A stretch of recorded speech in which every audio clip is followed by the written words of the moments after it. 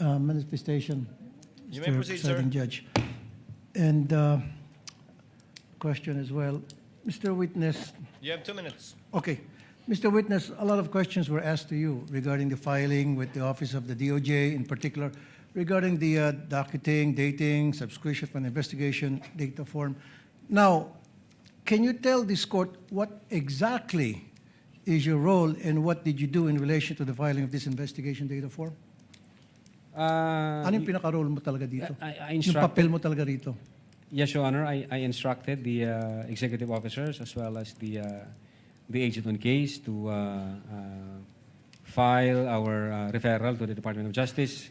So sila na ho ang nag-ayos niyan, sir, insofar as the investigation data form, insofar as other requirements. Ang instruction ko is comply with the requirement given by the Department of Justice, and then you submit it, and then kung ano yung kanilang guidance, you comply with it. Okay, Mr. Presiding Judge, in my humble opinion, I think the errors in the investigation data form should be answered by the receiving office, and I think he's not, I mean, hindi siya talaga yung dapat sumagot sa mga katanungan na ibinabato sa kanya ngayon. Mukhang hindi siya really that qualified at sumasablay-sablay itong taon to. Thank you.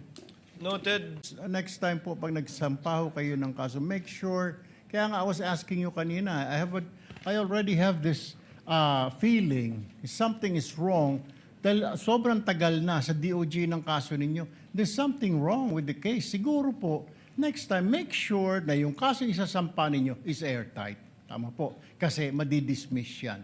Yung mga kaso na medyo hindi po tight talaga ang kaso. Ano po? Yes, Your Honor. Sayang naman yung inyong pinaghirapan. Doon, ang dami natin nakita. Totoo po lang na nagmura ang vice-presidente, nagbanta ang vice-presidente. Sa ngayon naman po ako, nakita ko naman po yun. Pero pagdating po yan, usually pag sa technicalities tayo nagkakaproblema. Don't forget that. Yes, Your Honor. Quick manifestation. Thank you, Your Thank you, Mr. Presiding Officer. Noted, Senator Judge Erwin Tulfo.